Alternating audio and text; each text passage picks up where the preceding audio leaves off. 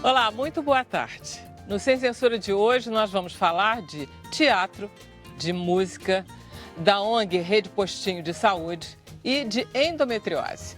Nossos convidados são Paulo Verlins, que é ator, diretor, e ele dirige a peça Ela, que é um drama que fala de amor e de uma doença rara, que é a esclerose lateral amiotrófica. Mais rara ainda no teatro, né? Também, ainda não tinha sido abordado. Prazer em tê-lo aqui, Paulo. Eu que agradeço. Muito obrigado. Nós estamos com o Dr. Cláudio Crispi, que é médico e vai falar sobre a endometriose, que é uma doença que afeta 15% das mulheres que têm entre 15 e 45 anos. Obrigado, Dr. Cláudio. Obrigado, querido. Prazer estar aqui. E estamos com Verônica Ferriani, que é cantora e está fazendo um show amanhã no Espaço Cultural BNDES aqui no Rio. E a entrada é gratuita. Oba! É gratuita, para todo mundo chegar. Obrigado, Verônica. Obrigada a você. Estamos com Júlia Rangel, que é psicóloga e criou a ONG Rede Postinho de Saúde, que faz atendimento ambulatorial das mulheres da comunidade do Cantagalo, aqui no Rio de Janeiro. Estamos dois, mais um no sofá. Helena, junto. Helena. Prazer em tê-la aqui, Helena e Júlia. Obrigada. E estamos com o Bruno Barros, nosso produtor de web, que vai explicar para vocês como participar do programa. E aí, Bruno? Ei, Vera, boa tarde todo mundo. Boa tarde você, boa tarde você que está em casa. Quer participar do Sem Censura? Chegou a hora, hashtag Sem Censura, Facebook, Twitter. Sua mensagem chega aqui e eu passo para eles. É assim. Pois é, o ator Nelson Xavier, que vocês conhecem, morreu ontem, com 75 anos, e ele participou de inúmeras novelas, de filmes, de peças teatrais. E aqui na Antiga TVE, ele protagonizou a primeira novela educativa, que foi João da Silva, em 1973. A gente vai procurar esse arquivo e vai mostrar para vocês no especial que a gente vai fazer. Mas agora a gente vai mostrar um trechinho da participação dele aqui no Sem Censura, onde ele fala sobre a transformação na sua vida depois que ele viveu Chico Xavier no cinema. Vamos ver? As minhas soluções são sempre maoístas, sempre foram, né? Maoísmo mesmo. Acabar com isso tudo de uma vez. E o Chico me fez mudar isso. Realmente o caminho da violência não leva a nada. O caminho da violência não leva. Nisso eu mudei também. Espero ter mudado até o fundo de mim. Porque é o amor que transforma. É o amor que move os astros e as estrelas. Isso não é uma verdade poética, literária. Isso é uma verdade real. É a harmonia celeste que permite que os astros fiquem. Isso é uma forma de amor, né? É o amor que permite que as pessoas vivam em paz. Só o amor pode transformar. Que lindo. É muito lindo e esse filme, não sei se vocês viram, mas ele está magnífico no filme e esse filme é muito tocante. Eu compreendo perfeitamente que ele tenha mudado tanto. Enfim, boa passagem. Olha só, vamos conversar com Cláudio Crispi, que é médico, sobre endometriose. Doutor Cláudio, olha só, a vida inteira eu ouvi falar que endometriose é uma das coisas que mais dói, que as pessoas têm muita dor. Isso é verdade? É uma verdade muito presente, sim. É o primeiro sintoma e, infelizmente, pouco valorizado, sabe, Vera?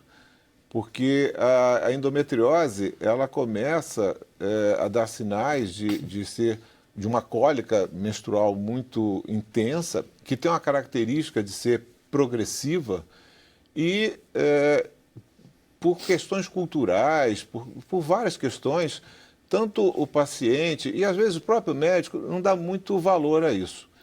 E, por ser a endometriose uma doença progressiva, a endometriose, Vera, piora todo mês. É uma doença hormônio dependente que todo mês ela cresce, inflama mais. E aqui no Brasil, nós temos um lapso de tempo entre o início dos sintomas e o diagnóstico, inacreditavelmente, de 10 anos. Caramba. Então, se nós entendermos que todo mês a mulher está sofrendo e piorando dessa doença, é uma coisa inacreditável, né? E a dor é incapacitante mesmo. Olha só, então vamos explicar direitinho, porque eu já estava lendo um pouquinho, fiquei muito interessada nessa doença, porque ela, de uma certa forma, ela é de fácil compreensão. Sim. O que é o endométrio? Quer dizer, vamos começar, tem o útero e a menstruação. Começa como se fosse aula zero. Ah, tá. Tá? Tudo bem, que bom.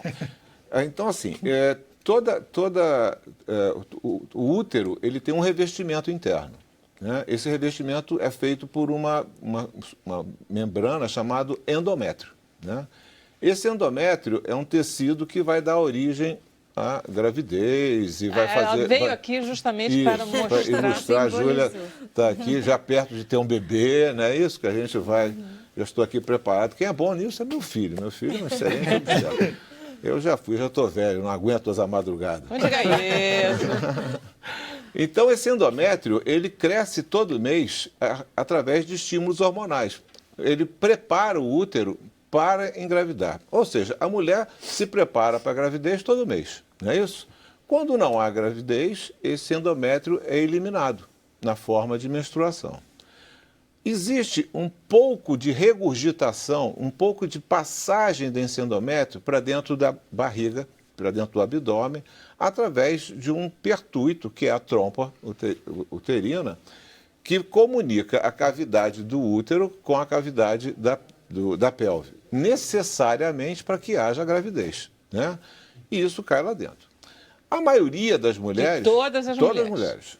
A maioria das mulheres, ela sofre uma limpeza, o organismo limpa, porque é competente para isso.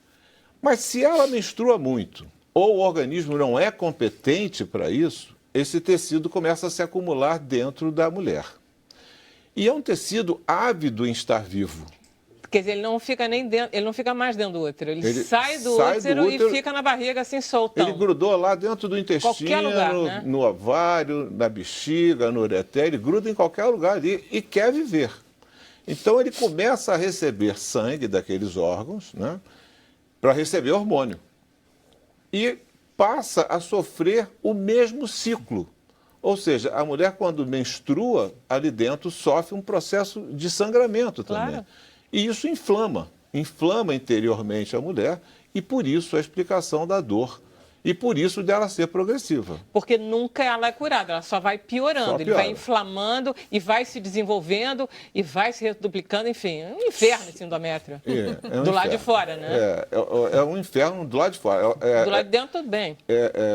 Vou repetir, é um inferno isso daí. Porque ela está sempre crescendo, sempre inflamando, e toda vez que ela inflama, ela vai produzir sintomas aonde ela está grudada, né? Claro. E vai crescendo, se transformando em nódulos, né?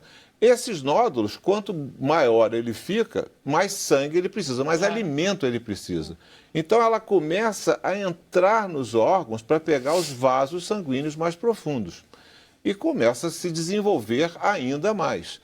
E grudar ainda mais. Então é um processo progressivo que se eu vou ficar 10 anos fazendo isso, e aí vem o nosso grande problema, é como tratar essa mulher 10 anos depois. Né? Começa com a primeira menstruação, ou não? Começa antes, enfim. Olha, exatamente ontem, eu atendi uma menina de 14 anos com uma endometriose infiltrativa profunda no intestino. Né? Ela começou a menstruar com 9 anos, foi o que ela começou. Então, assim, isso depende muito do aspecto imunológico, depende muito de mulher para mulher. O Paulo está assustadíssimo, porque ele tem... Não, teu filho é homem, né? É homem. Mas ele tem uma mulher que ficou grávida, ele está... Não, isso é bom, ficou grávida. Verônica está assustada, acabada. Não tem a possibilidade, depois que engravida, não... Assim, bom, primeira consequência, vamos lá. Isso tem a possibilidade de acontecer depois da gravidez, mas uma das consequências da endometriose na mulher jovem é não engravidar, né? E hoje a mulher, por todos os motivos que nós conhecemos, ela adia muito o desejo de gravidez. Então ela passa a ter muitos ciclos menstruais, o que não é normal. A mulher não foi feita para menstruar, né? A mulher ela foi feita para estar grávida ou para estar amamentando. Então nós inventamos a tal da menstruação, né? E essa menstruação que hoje a mulher sofre é que vem sendo a causa de várias doenças, né? Entre elas a endometriose. Então, nós precisamos, de fato, de tentar resgatar um pouco essa questão de...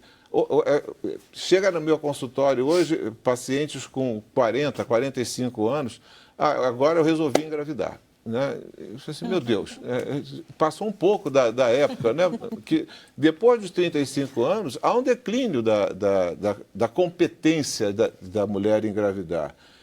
E ela menstruou esse tempo todo, tem cólica esse tempo todo, não deu muita bola para isso o tempo todo, porque ela acha que é normal sentir cólica, né? Aquela cólica que derruba, ela fica na cama, não consegue trabalhar e quer engravidar, né? Então, é um grande problema social que a endometriose causa, porque ela vai desfigurando, né, alguns papéis que algumas mulheres ainda, talvez a maioria, desejam desempenhar, que é ser mãe, né? Então, o impacto social... Por que a endometriose causa infertilidade? Porque ela distorce, Vera, totalmente a pelve feminina, né? Os órgãos internos ficam completamente comprometidos. A função desses órgãos ficam comprometidos. E a função reprodutora vai nessa condição toda. Entendi. O Brasil acontece muito, isso é um fenômeno mundial, tem alguma causa social desse tipo de doença? É um fenômeno mundial. Tá. Né? A mudança de comportamento da mulher é um fenômeno mundial. Né? Outras fontes de hormônio e de diminuição da nossa imunidade, da nossa capacidade de reagir a isso, é um fenômeno mundial. Nós temos hoje uma substância chamada dioxina, que é derivada da queima do petróleo, né? Que ela, além de causar baixa da nossa imunidade, alteração da nossa imunidade, ela parece demais com estrogênio, com hormônio feminino. Então, você está respirando alimento para endometriose, você está comendo nos alimentos hormônios. Então, é um fenômeno mundial, né? E esse atraso no diagnóstico, Vera, também é um fenômeno mundial, porque aí vem a cultura da mulher, que também é mundial, de que sentir dor é normal. Então, primeira dica aqui é sentir dor, sentir cólica menstrual não é normal. Não é normal. A cólica menstrual, que ela piora sempre, que você precisa tomar muito remédio, não está normal. Você não tem que suportar isso. Você não tem que suportar dor calada, você tem que perguntar ao seu ginecologista, olha, isso não é normal, eu não quero continuar assim. É um direito seu. Ter relações e doer. Né? A mulher tem que ter relações e ter prazer. Né? Ela não tem que ser usada, né? Eu vou aquela frase célebre, né? Vou te usar hoje, né? E sentir dor, né? Porque a mulher com endometriose tem uma dor clara, né? E principalmente no fundo da vagina, onde está tudo inflamado, que é insuportável. Né? Ela tem que reclamar isso. Dor para evacuar. O intestino, ele sofre, ele está inflamado, ele sofre uma constricção. Isso ela sente esses sintomas só durante a menstruação ou ao longo do mês? Piora com a menstruação, eu suponho? Ela começa sentindo, no período em torno da menstruação, depois isso passa a ser diário e depois passa a ser diário com piora no período menstrual. É incapacitante, Vera. Agora, é estranhíssimo que é uma doença benigna, não tem nada de ida para um câncer, nada, né? Não, assim, não é comum, tá? Mas ela pode se malignizar sim, Vera. Não é comum, acho que a gente não deve ficar apavorado com isso, né?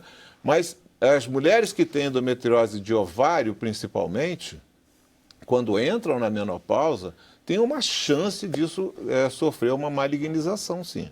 A gente tem que ficar de olho, não é uma coisa a ser deixada de lado, não. Parece que 70% das mulheres que não conseguem ter filhos é por conta da endometriose, é por aí, né? É por aí. Então tá, já fizemos o quadro, né? Acho que está claro, vamos ao tratamento. Sim. O tratamento da endometriose é cirúrgico. Tá. Eu só consigo tratar a endometriose se eu remover a doença de lá. Todos os pedacinhos de tecido que estão incrustados nos órgãos internos. Então tem que abrir o ventre. Não, é feito por laparoscopia e cirurgia robótica. Hoje nós temos esse acesso mais fácil, graças a Deus, né? Não é que toda mulher que tem endometriose precise de operar, tá? Existe o tratamento clínico para dor, existe o tratamento clínico para evitar que a doença piore, existe um controle clínico, né, que se a gente consegue fazer um diagnóstico precoce, até conseguimos gravidez sem a mulher operar. O ideal é não operar, tá? Para isso, a gente poder estar num programa como o seu, falar disso, e as pessoas entenderem que a dor não é normal e reclamar, falar assim, olha, eu quero ter um jeito nisso, não vai levar 10 anos evoluindo, e aí chegaram a um tratamento cirúrgico que são muito traumáticos, né? Porque a cirurgia, Vera, ela precisa ser suficiente. A cirurgia, ela tem que remover, como você bem o disse, toda a doença. Então, ela tem que ser mapeada antes, a gente tem que saber, tem endometriose no intestino, na bexiga, no ureter, no nervo. Endometriose de nervo ciático é uma dor absurda, né? Então, você tem que ir lá e tirar toda a doença. E como é que você detecta ressonância magnética? Qual é o exame que detecta? Aqui no Rio, né, a ressonância nuclear magnética, ela faz um mapeamento muito interessante, né? A gente consegue mapear os locais. A ultrassonografia com preparo intestinal, uma ultrassonografia um pouco mais elaborada, também consegue ver bem a endometriose, mas a ressonância consegue mapear para a gente, de uma forma melhor, a parte nervosa, onde a cirurgia é um pouco mais delicada. E isto é necessário que seja feito antes da cirurgia, para que a gente possa, de fato, remover toda a doença. Vou operar, vou tirar o útero só. Não resolve. Vou operar, tirar o útero e o ovário. Não resolve. Tem que tirar a doença. Eu estava pensando em tirar tecidos. O senhor está falando de tirar órgãos. Tem que tirar, às vezes, um segmento do intestino. Às vezes tem que tirar um segmento da bexiga. Cara, porque o endométrio, ele compromete os órgãos. Sim, a função desse órgão, a morfologia, a forma dele. Ele estenosa, ele pode fazer com que a pessoa perca até o rim. Eu já tive que fazer a remoção de rim em pacientes que a endometriose fechou o ureter, né, que comunica o rim com a bexiga, e aquele rim deixou de funcionar. Gente, está me lembrando, sabe o que? Alien. É uma coisa terrível. Não é? Né? Entendeu? É uma coisa nefasta que está dentro de você e que você quase que se mata para poder extirpar. É bem difícil. A cirurgia é bem difícil. Deixa eu ir para o intervalo, na volta você faz a pergunta? Vamos fazer assim. A gente vai para o intervalo, mas o Sem Censura volta já, ok? Até já.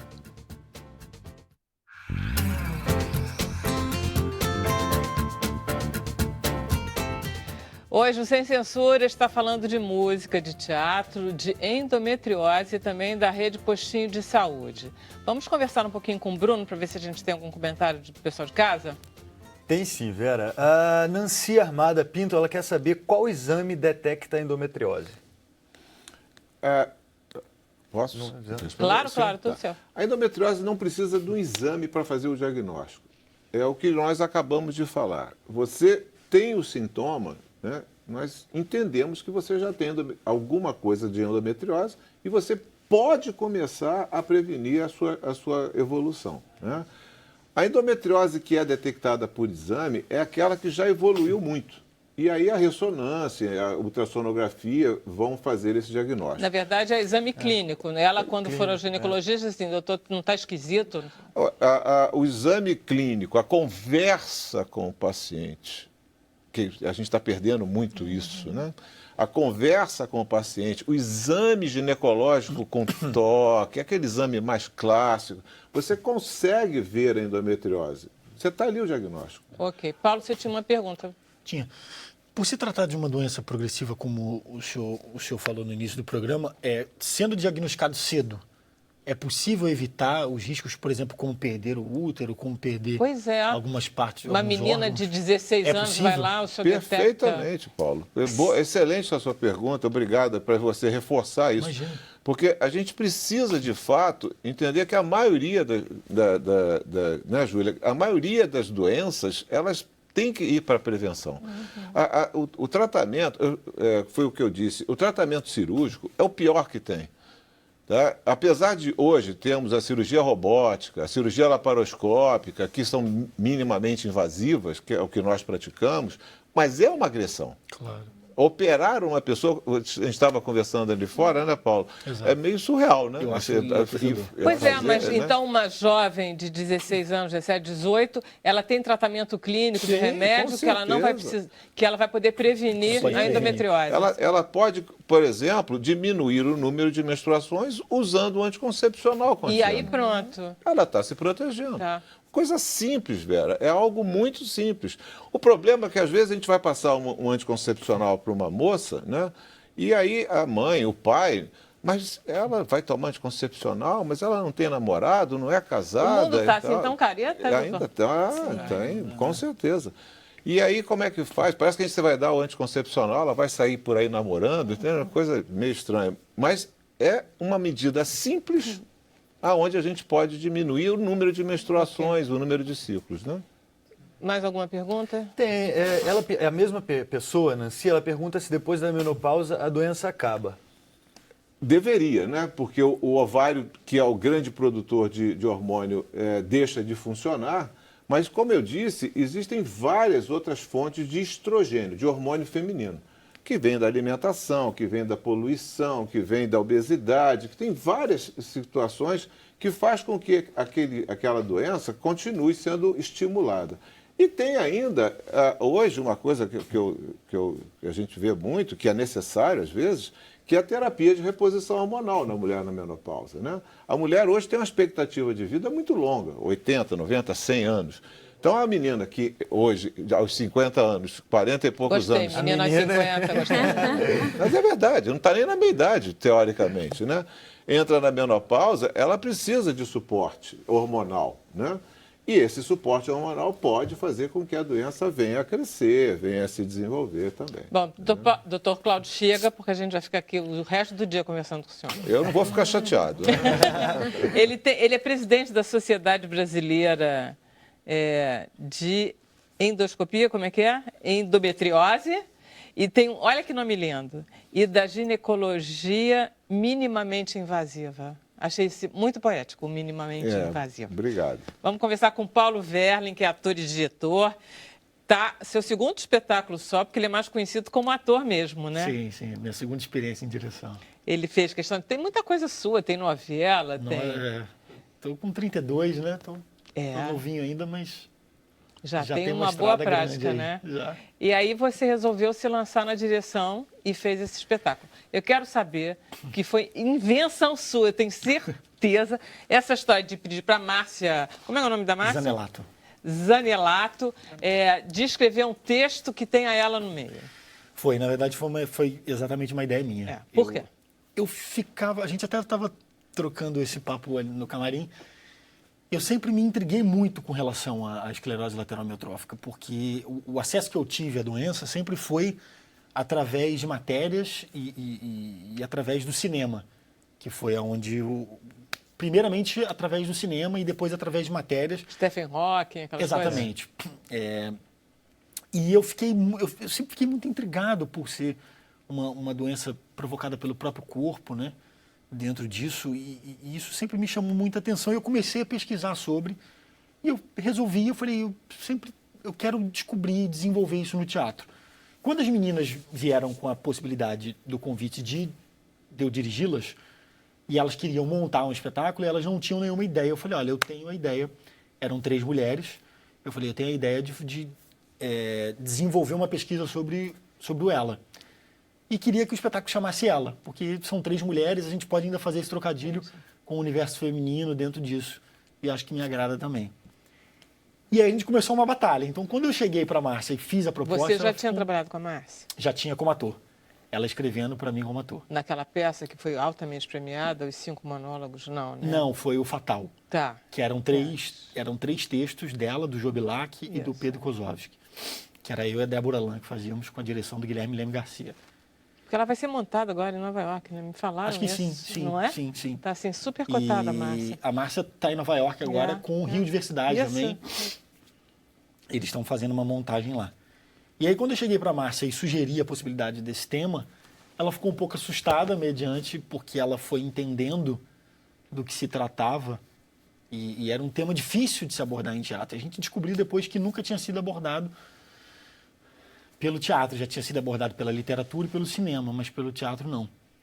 E aí foi uma coisa que me deu ainda uma injeção de ânimo um pouco maior. Eu falei, poxa, talvez esteja aí o sinal, né? Vamos entender como é que a gente consegue, através de um recorte, abordar. Porque toda a ideia é uma história de amor entre essas duas mulheres jovens, Sim. né? Porque não são nem meninas nem velhas. São mulheres jovens que se amam. Sim. E uma médica que é amiga delas. É um trio. É um trio. A ideia delas, quando elas vieram nos procurar, era fazer uma coisa sobre um caso de amor entre mulheres, porque isso é muito presente no espetáculo. Total. Isso é o que faz o espetáculo ser muito bonitinho, inclusive, de ver. É o amor. Porque a gente, cá entre nós, não é por nada não, mas essa coisa do amor heterossexual ser representado, que aí você tem que fingir que... poderia ser 2 homens, poderia ser 2 mulheres. Hoje em dia as coisas são um pouquinho mais liberadas, né? Um pouquinho, né? Não muito. Então dá para contar a história de 2 meninas que se amam. Claro. E, né? Exato. E, na verdade, elas não esperavam. Na verdade, elas tinham a ideia e o desejo de realizar uma produção, né? Mas queriam. isso não estava... Não, isso, na verdade, veio da Márcia Da dentro Márcia. disso. E o que eu acho mais incrível é que a Márcia não discute orientação sexual dentro do espetáculo. Isso não é colocado em questão. Elas são 2 mulheres que se amam e têm um projeto de família. Exatamente. Tem um projeto de relação. E elas são afetadas pela doença e têm que lidar com isso de maneira Como muito 2 amigos presente. seriam, como 2 outros casais Exatamente. seriam. Como e tal. a amiga que é Igualzinho, médica, como a amiga que é sofre médica. também dentro disso, tendo que ter uma relação profissional e uma relação pessoal dentro da dramaturgia. Agora, o que é gostoso para uma pessoa que não é da geração de vocês, eu vou passar até o vídeo, é ver como os jovens são. É muito bom. Exato. Deixa eu passar o vídeo para mostrar. Ótimo. Chocolate pega crocante. De qualquer coisa. Menos de morango. Amor, a chave.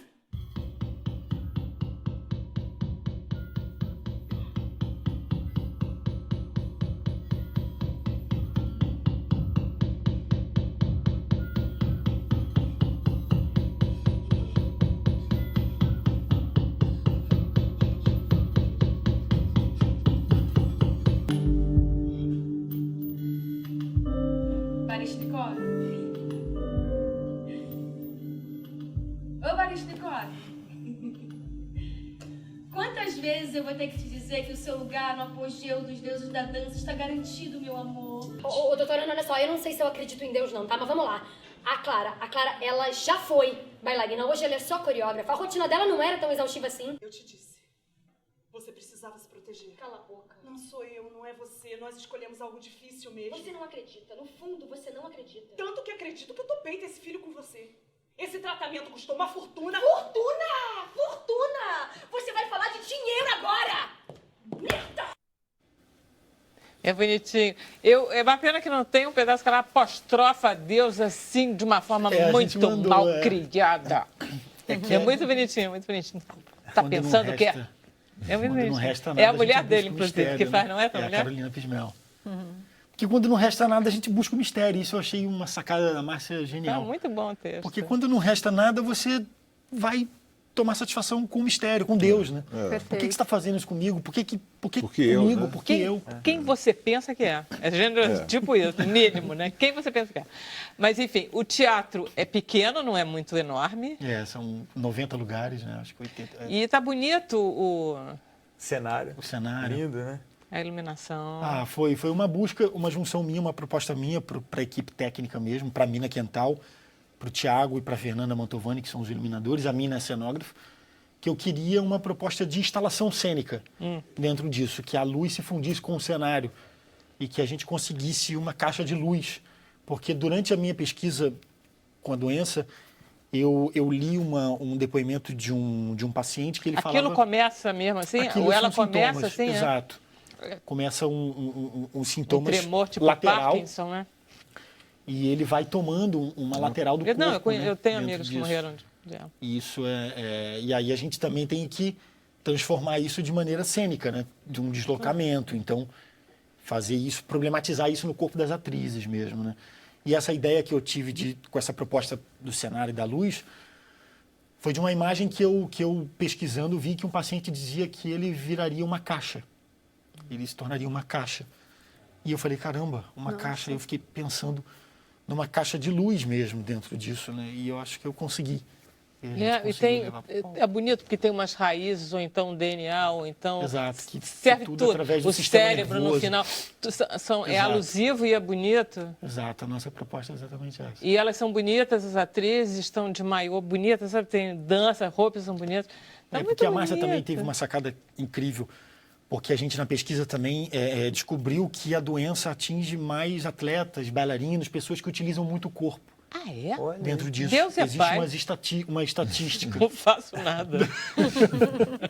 E essa estatística, a Márcia, a gente resolveu trazer pela perspectiva da dança. Então, a personagem que tem a esclerose lateral amiotrófica é uma bailarina. Então, a gente também, dentro disso, consegue também fazer uma analogia muito lírica dentro do espetáculo, né? Pela dança e pela arte. Né? O ela, ele não compromete a lucidez da pessoa, Nada. né?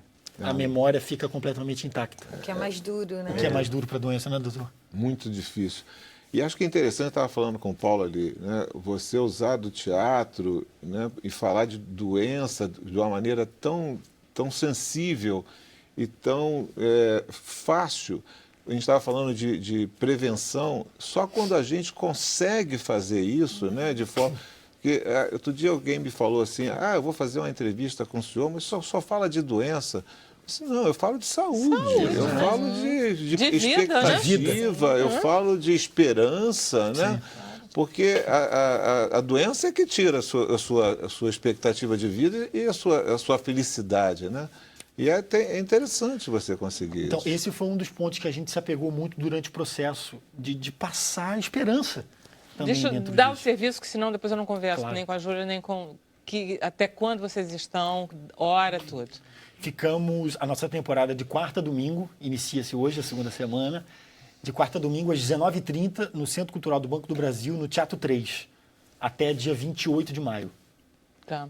E é bom porque aproveita ver todos o resto das exposições. Exato, que é ótimo, né? Um centro cultural muito efervescente. Maravilha. Depois a gente continua a conversar no Facebook. Claro. Tá? O programa de hoje tem aquelas... Todo programa tem uma característica. Hoje são mulheres, mesmo que seja problemática, ficou isso de repente, né? Mulheres. E nós estamos com uma mulher, duas aqui, a Júlia e a Helena, que não satisfeita em ser uma psicóloga atuante, com consultório, com não sei o quê, paciente lá, resolveu inventar... Você tinha quantos anos? 26? 26, 27.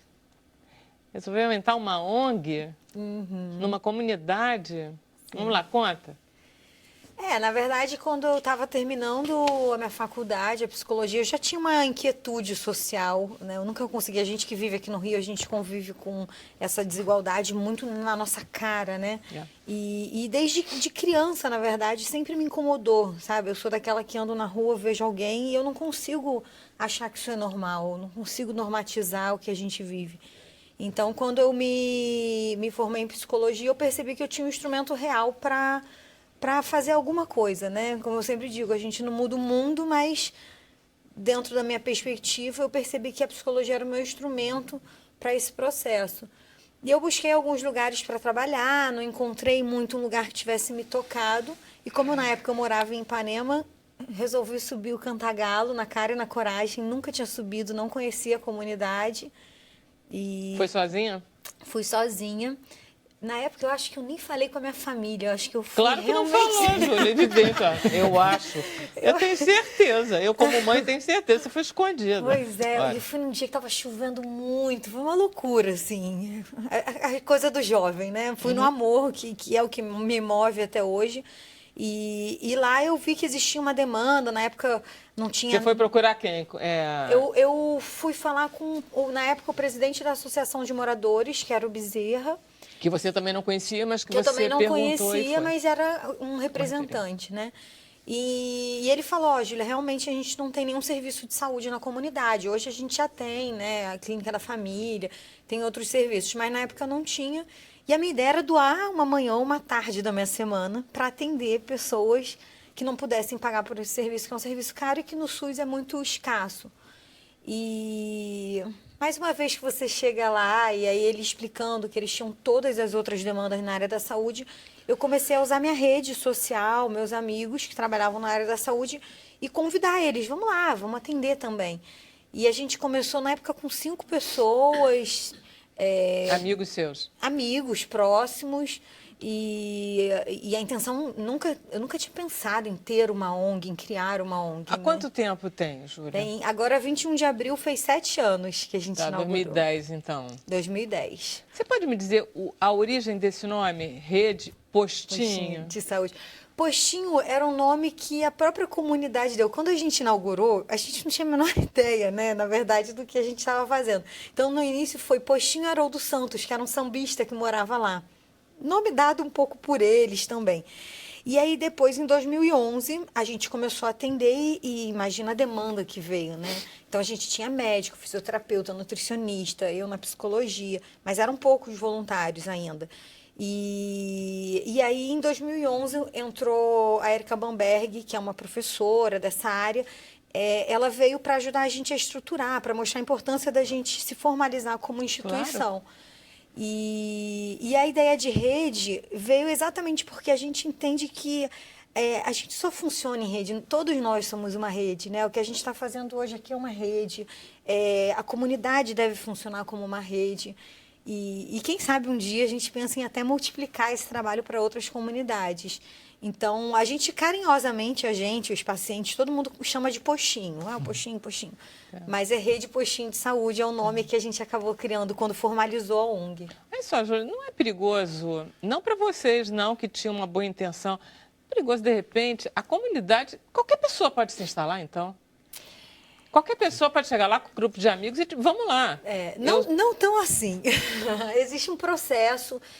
Eu acho que, principalmente no início, como eu tinha vivido a experiência da psicologia, tinha feito uma psicologia comunitária na época na PUC, quando eu ainda estudava, eu aprendi um pouco como entrar numa comunidade, porque primeiro que não teria feito se eu chegasse lá e dissesse, eu vou fazer isso porque isso é que vocês precisam. Né? Quando você chega num lugar, em qualquer lugar, você tem que entender qual é a demanda real deles. Né? Então, por muito tempo, em 2010, quando eu entrei, eu andei tudo, eu frequentava as reuniões que tinham, e aí os moradores começaram a me conhecer. Então, eu ia em festa de criança, ia em festa junina, ia nas reuniões comunitárias.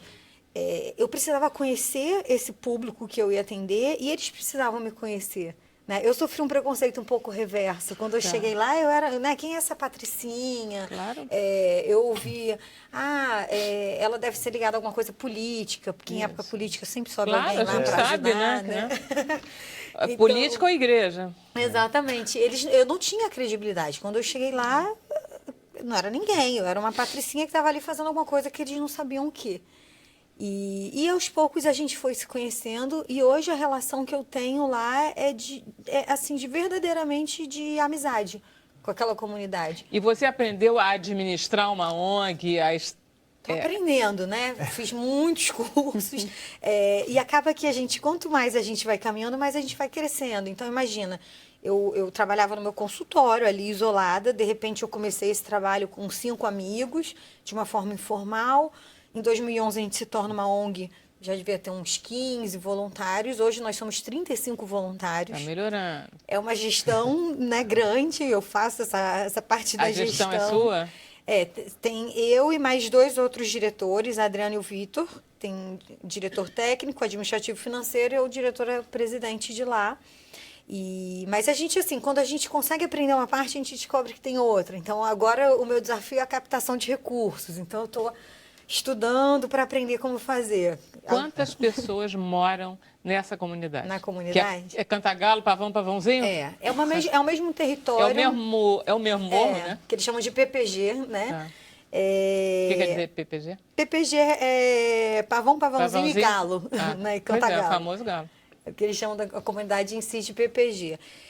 Olha, no último dado oficial, que foi em 2010, então é um dado antigo, tinha uma média de 15, 20 mil, mas a gente sabe que com a entrada da UPP verticalizou a comunidade, né? Então as casas que eram 1, 2 andares, hoje em dia são 4, 5 andares. Tá. Então, São 15 mil prédios. pessoas ou 15 mil domicílios? Pessoas.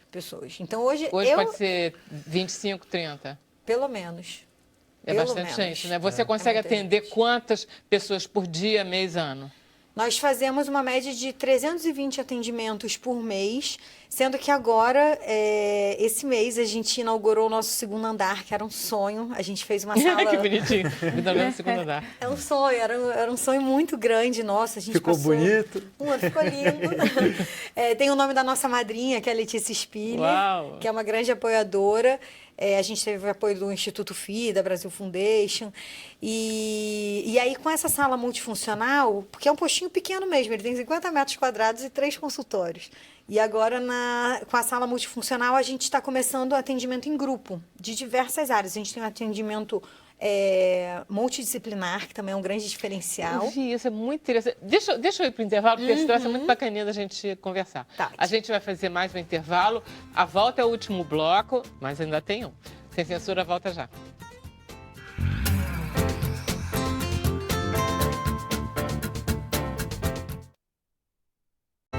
Voltamos com Sem Censura, hoje conversando sobre o show da Verônica, que a gente vai conversar daqui a pouco. Mas antes a gente vai acabar a conversa com a Júlia e perguntar para o Bruno se ele não tem alguma pergunta, algum comentário. Olha aí, tenho sim. A Lilian Regina Nogueira, ela fala: como que eu gosto desse programa, é sempre informativo e emocionante. Minha mãe me ensinou a assisti-lo e ela está com 86 anos, Dona Ila de Freitas. Um beijo, Dona Ila de Freitas. E ela tem 59 e agora ela está se ensinando a netinha dela, a Ágata, de 5 anos, a assistir o Sem Censura todos os dias. Maravilha, isso. Olha só, vamos lá conversar com a Júlia. O seguinte, era um negócio de dinheiro. Quanto custa essa sua brincadeira aí por mês? Para a gente funcionar... Quanto é que custa? Olha, já que você não cobra um tostão de ninguém. Sim, né? sim. E gasta equipamento, material, luz, gás, telefone, etc. Sim. A gente não paga o espaço que foi cedido pela associação, né? Então a gente não paga o aluguel. E a nossa mão de obra hoje ainda é 100% voluntária. Tá. Então isso já ajuda bastante. A gente tem um gasto que é um gasto de manter, que a gente mantém através de doações e de algumas parcerias. Como eu falei, a gente hoje tem a parceria com o Instituto FIA, com a Brasil Foundation, e estamos buscando outras. A gente entra através de editais, para captar esse recurso. É difícil ter um valor, assim. Não. Você deve ter sim, porque você pode não estar querendo dizer, mas se você não quiser dizer, também você diga que você não quer dizer. Porque, claro que você dá da administração. Sim. Então, é porque, na verdade, a gente tem um valor... a gente teria um valor com mão de obra e sem mão de obra. Tá. A gente gosta ainda de divulgar a ideia do voluntariado, porque também acabou se tornando uma frente de trabalho. A ideia era a gente trabalhar só para essa comunidade e hoje a gente acha que o nosso serviço é muito maior porque a gente trabalha muito com a difusão da ideia do trabalho voluntário, que o brasileiro tem tão pouco, né? Pois é. Então, eu queria que você desse algum endereço que esteja ou no Facebook ou na internet, para as pessoas te procurarem quando elas têm, entendeu? Não, é um lugar para procurar para voluntariado. A gente tem o site da Rede Postinho, que é www.redepostindesaude.org.br. Temos a página no Facebook, Rede Postinho de Saúde. Estamos super abertos a parcerias, a captação de voluntário. Às vezes as pessoas pensam, mas eu não sou da área da saúde, como é que eu vou atuar? Sempre tem como atuar, né? Como eu estava dizendo aqui no intervalo, minha mãe é voluntária e ela é bióloga, a gente tem jornalistas voluntários, advogado, aposentados. Então, sempre tem como ajudar e quanto mais a gente coloca a gente para trabalhar, quanto mais a gente cresce, vai para o segundo, para o terceiro andar, mais vão ter pessoas que vão usar desse serviço. Então, a gente tem o maior prazer em receber todo mundo, a gente trabalha com muito amor lá, com muita responsabilidade, apesar de ser um trabalho voluntário, né? E é isso, nós atendemos mulheres a partir de 13 anos, lá da comunidade, moradores. Vocês da são muito comunidade. bacanas. Você é muito bacana mesmo. Obrigada. Parabéns, parabéns. Muito obrigada. A gente continua conversando no Facebook. Aí, se alguém tiver alguma pergunta, faz. Verônica, olha só. Olá. Esse teu show, ele é muito conhecido. Gente, você já fez... É verdade, você já fez 100 apresentações desse teu show? Fiz. É que a gente está em final de temporada, a gente está fechando a temporada aqui no Rio. É um show que começou em 2013, lá no Auditório Ibirapuera. Eu sou de São Paulo, moro lá. Não dava para ver. O quê? O sotaquezinho. A gente pois é dava bonitinho pra ver. demais, né? Eu tinha é paulistana, mas você não sabe é? que eu vim muito aqui pro Rio no começo de carreira, fiz muito Carioca da Gema, estava me lembrando tudo aqui andando pro estúdio, uma delícia. Eu venho da história do samba e aí comecei um trabalho autoral em 2013, que é esse que me levou mesmo para 13 países, rodamos a beça. Pois é incrível, essa turnê que você fez foi com tudo isso, é com teu show, esse que tem um nome ótimo. Porque a boca fala aquilo do que o coração está cheio. É isso? É isso, exatamente. Foi você que inventou essa frase? Foi, na verdade é um disco todo autoral, 100% autoral, adoro compor, componho sozinha em geral. É um disco em que as 11 canções, eu parti de 28, quase 30 canções para a gente escolher as 11 que entrariam no disco. Depois acabei gravando mais 2 ou 3 em projetos paralelos e esse projeto tem seguido mesmo. A hora que eu acho que ele acabou, pinta um outro show e ele segue. Esse projeto que é internacional está ligado ao Itamaraty, é isso ou não? Um dos deles. projetos que eu fiz chama Novas Vozes do Brasil, é um projeto em parceria com as embaixadas do Brasil fora, então a Embaixada de Moscou, a Embaixada de Tóquio, de Tel Aviv, de Lisboa, Madrid, Bogotá, foram esses lugares que eu fui, alguns dos lugares que eu fui foram através desse projeto, que é maravilhoso. E aí você se apresenta para a comunidade brasileira nesses lugares ou você se apresenta para, sei lá, num teatro municipal de Paris? Na verdade, depende do lugar, né? Por exemplo, se eu vou para Moscou, tem 800 brasileiros na Rússia inteira. Então, como são lugares grandes e tal, era dentro de um festival, eu estou falando muito mais com russos do que com brasileiros. Bacana, e é interessantíssimo, porque muitas vezes em Tel Aviv eu tive a chance de convidar uma artista de lá, foi incrível. Agora eu vi que ela está com um vídeo muito atuante, muito ativista em relação à causa da religião, né, de juntar todo mundo. Ela é judia e mora num país que a gente sabe bem a representação que tem, as questões todas que estão ali dentro. E ela se juntou a artistas de várias religiões para fazer uma música que está com 10 milhões de visualizações. Eu estava vendo essa semana no YouTube, lindo, fizemos uma música juntas. Então, assim, essa convivência também o projeto possibilitou. Isso é muito gostoso, né? Conviver com artistas do lugar, para você entender um pouco mais a cultura e poder se apresentar, né? Eu sempre chegava um pouquinho antes.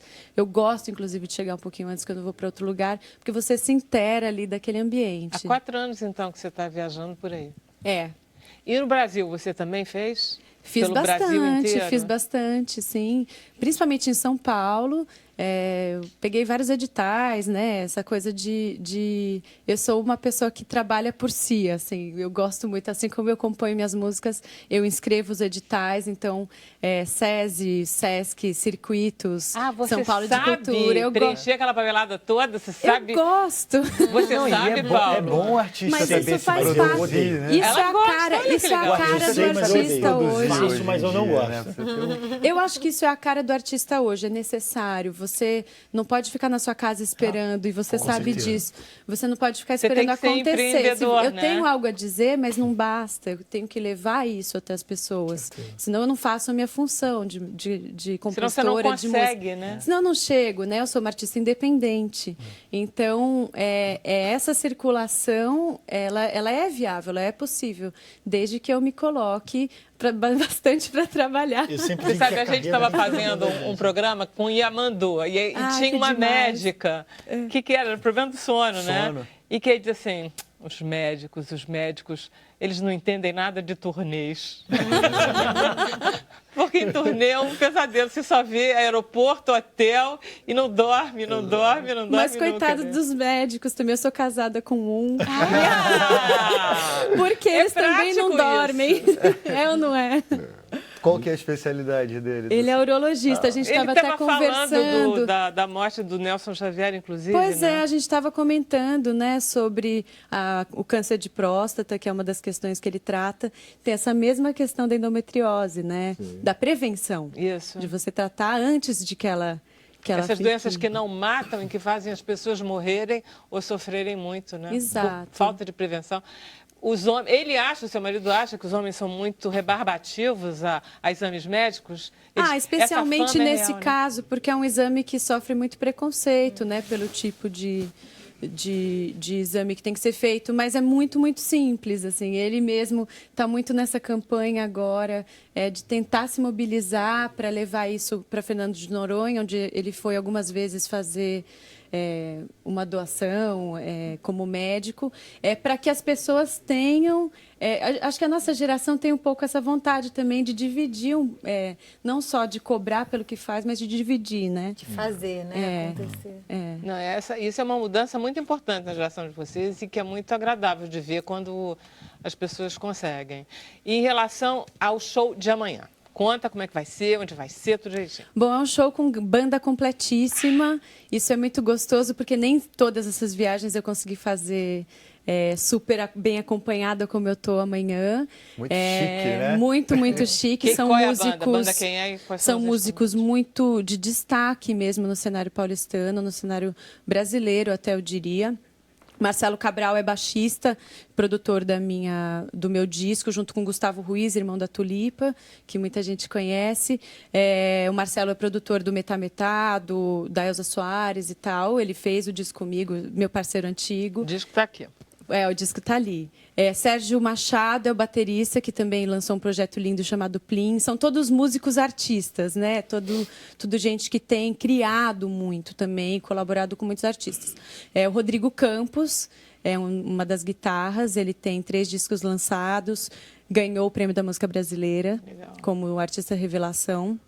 E o Guilherme Held, que para mim é um dos maiores guitarristas do Brasil hoje. Que horas vai ser, Verônica? Às 19 horas, e é um show gratuito, como a gente falou, então cabe todo mundo no auditório. Deixa eu te levar pro palco, você vai cantar o quê? Vou cantar Estampe Só, que é a música que abre meu disco. É linda, ela é linda. Obrigada. Olha só, deixa eu me despedir então dos nossos convidados. Obrigado, Cláudio, obrigado, Júlia, obrigado, Paulo. Eu que agradeço. Obrigado, Bruno, obrigado a vocês que estão em casa, que nos acompanharam. Que se você estiver na TV Brasil, você fica com o programa Cenário Econômico. Se não, fica com a gente no Facebook, que a gente continua mais uns 10 minutinhos, ok? Se não, até amanhã. Obrigado. Vamos lá com a Verônica Ferrante.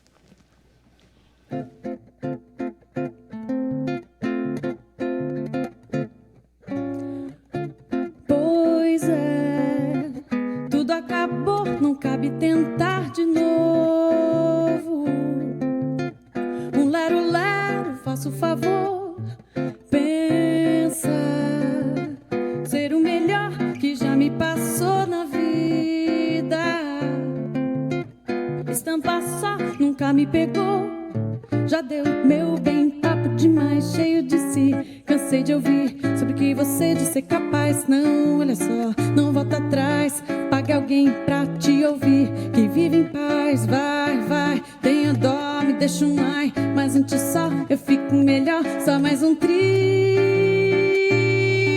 fim. Eu sei cuidar de mim. Passa e já me pego indo ao final da novela. Com a solidão não sonha seu fim. Sinto tudo por vir na mira da minha janela. Pra tanto não, um tanto de sim. Bye, meu bem, papo demais, cheio de si. Cansei de ouvir sobre o que você disse ser capaz. Não, olha só, não volta atrás, pague alguém pra te ouvir, que vive em paz. Vai, tenha dó, me deixa um ai, mas antes só eu fico melhor. Só mais um triste fim. Eu sei cuidar de mim.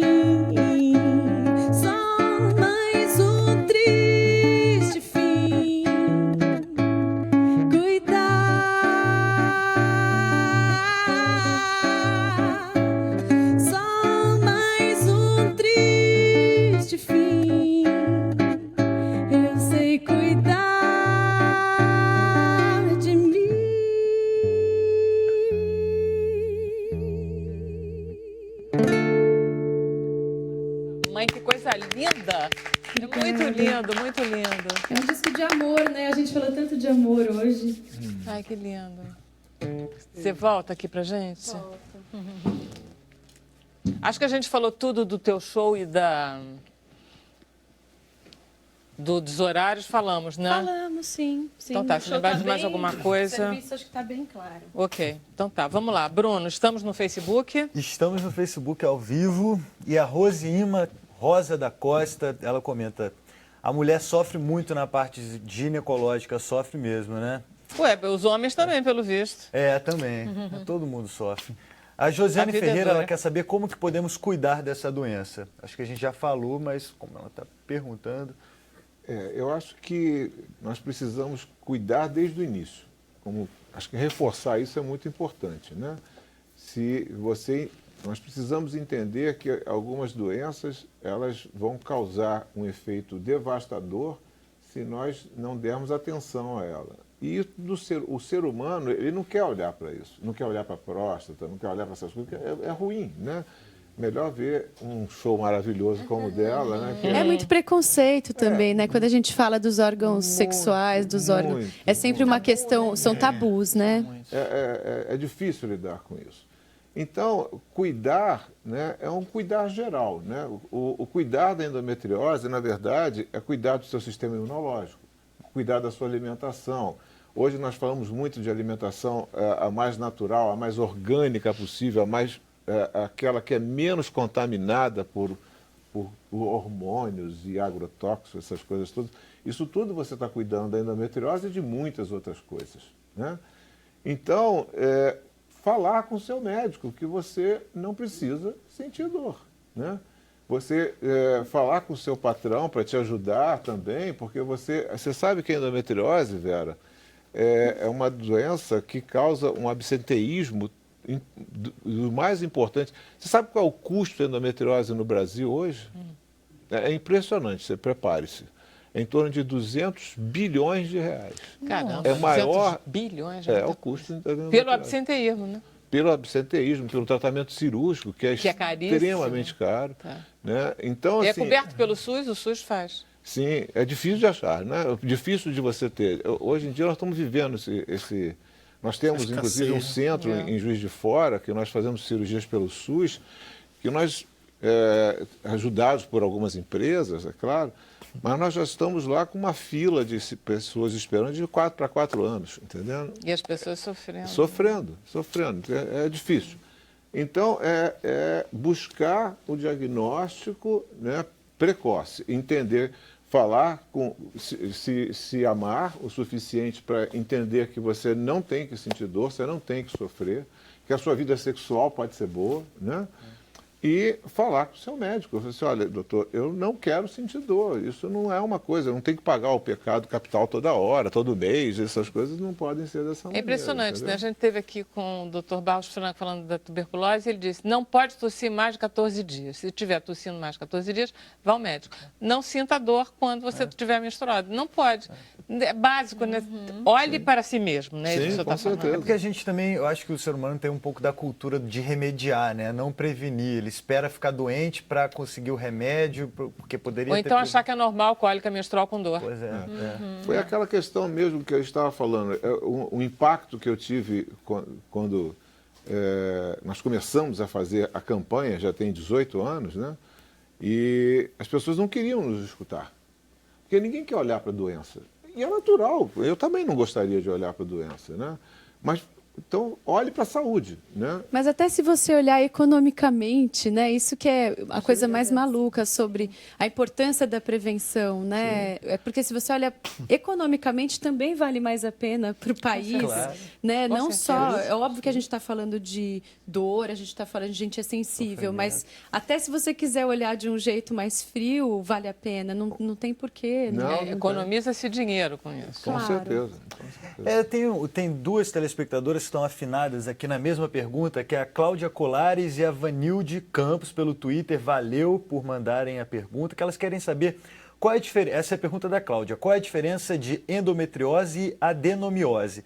Já a Vanilde, ela gostaria que fosse abordado a adenomiose, que eu acho que está sofrendo dessa doença. Olha, a Vanilde, né? Cláudia e Vanilde. Esse que é um problema, Cláudia, né, quando a gente traz um médico. Ninguém olha pra gente. Consultas Esse é o problema de ser Elas querem casada com médico. aproveitar. Mas, Todo Vera, jantar uma tem em cada 10 mulheres tem Todo isso. jantar tem um caso que muito puxa de complicado. canto. E a adenomiose é algo ainda mais impactante que... Eu falei que a endometriose, ela infiltra os órgãos, vocês lembram disso, Isso, né? sim. Sendo bem didático, seria a endometriose invadindo o útero. Então, aí, Vera, não tem jeito. Tem que O tirar útero o ficou útero doente, mesmo, né? claro. Ficou muito doente.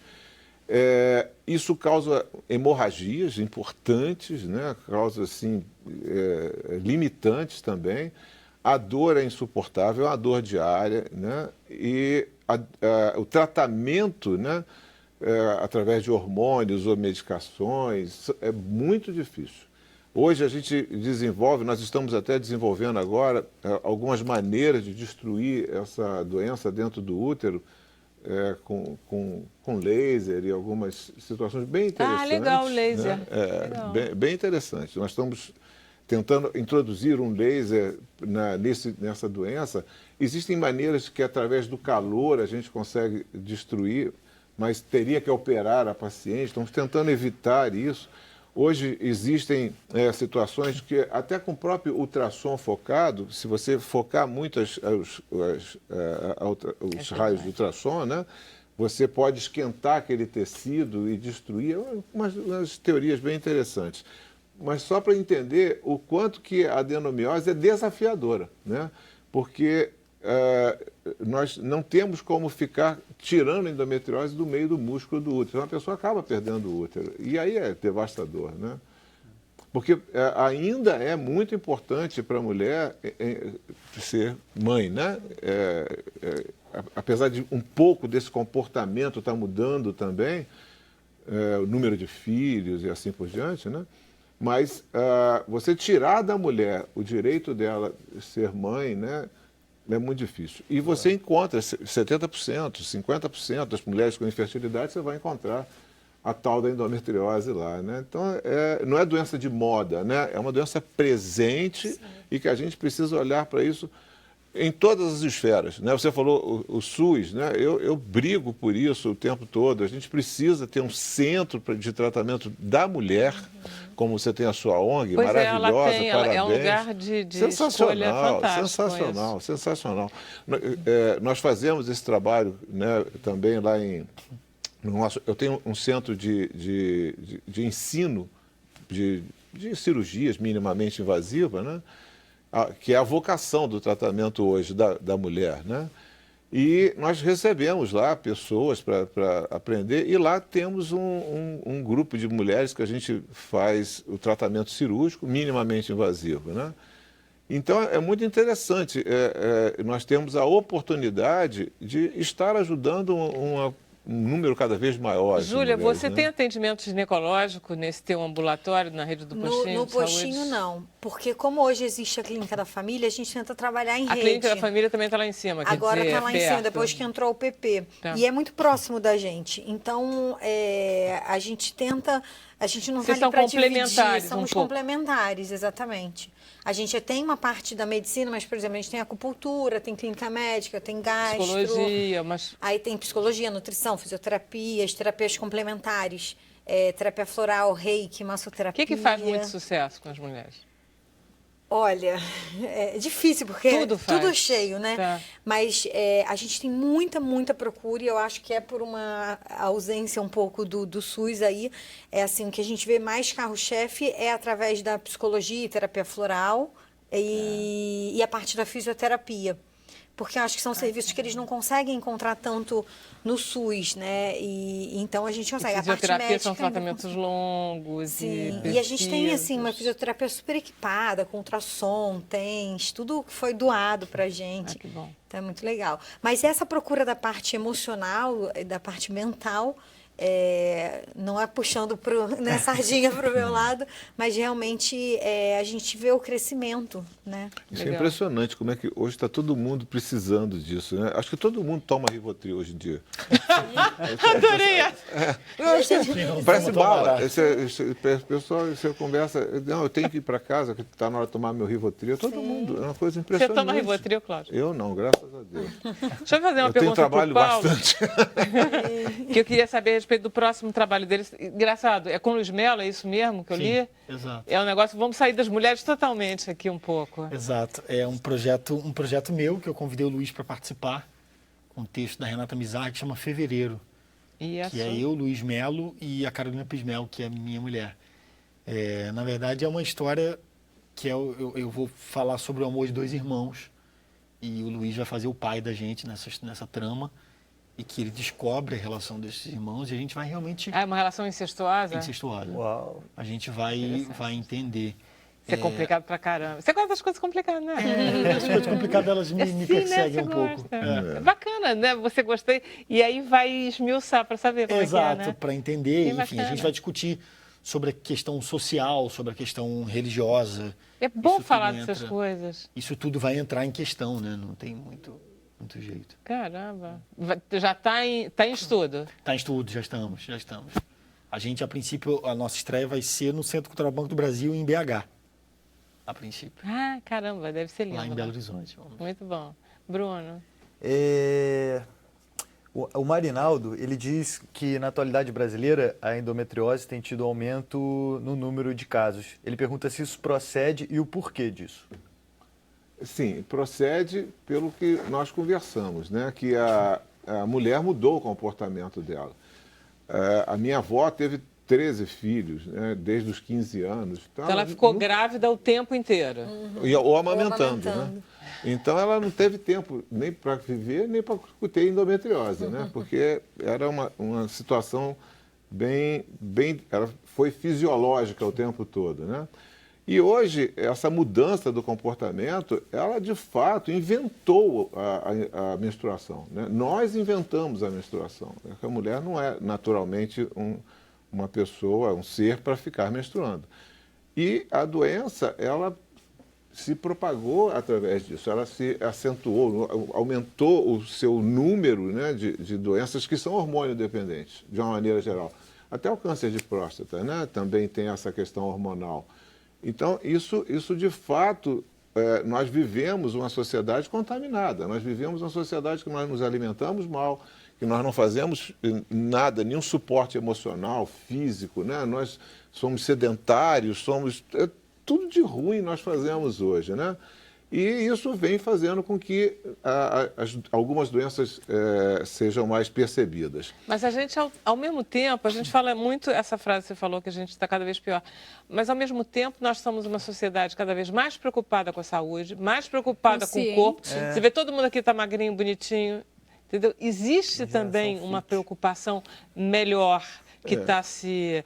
Evidentemente que nem todo mundo come corretamente, mas tem um conhecimento que está sendo compartilhado. Isso, o conhecimento sim, a atitude não, né? Porque as pessoas estão mais preocupadas tomando seus Rivotrios porque eles não conseguem fazer... Eu não vou perguntar se alguém toma Rivotril aqui, mas você disse que você não toma. Eu não tomo, já tem 2 aqui. Olha só, 3 que não tomam. Olha só. Mas você vê o quanto você trabalha, o quanto essa menina vive viajando, parece minha mulher vive viajando. Então ela não toma Rivotril porque ela tem tempo para pensar nisso. Ela trabalha igual não sei o quê. O Paulo vive envolvido com encrencas lá, né? Fazer uma peça de Era, você imagina que esse menino estudou, né? Então, assim, o trabalho é uma terapia, né? Muito grande. Mas não previne a endometriose. Infelizmente não, mas a gente precisa entender que nós estamos caminhando a própria consciência leva à doença. Porque eu falo que a ignorância é muito boa, né? Se eu não soubesse que eu tenho que fazer exame de próstata, era melhor na minha vida, né? Eu vou no urologista. Morre e não sabe nem do quê. Exatamente. Então, a consciência, ela faz você ficar doente. a pessoa gera ansiedade, angústia. Você tem uma condição de saber de fato que você não está cumprindo alguma coisa. É verdade. Né? Então, isso é muito difícil. E nós estamos ficando mais doentes por conta disso também, né? Maravilha. Bruno, tem mais alguma coisa ou posso terminar? Pode terminar. Ok, então tá. Vou pedir licença a vocês, agradecer muito a presença de vocês todos, o pessoal de casa, mas o programa chegou ao final do final. Amanhã Ninguém a gente vai está de ouvir volta. mais endometriose. Isso. 5 horas Você da vai ficar pensando tarde. em casa. Maravilha.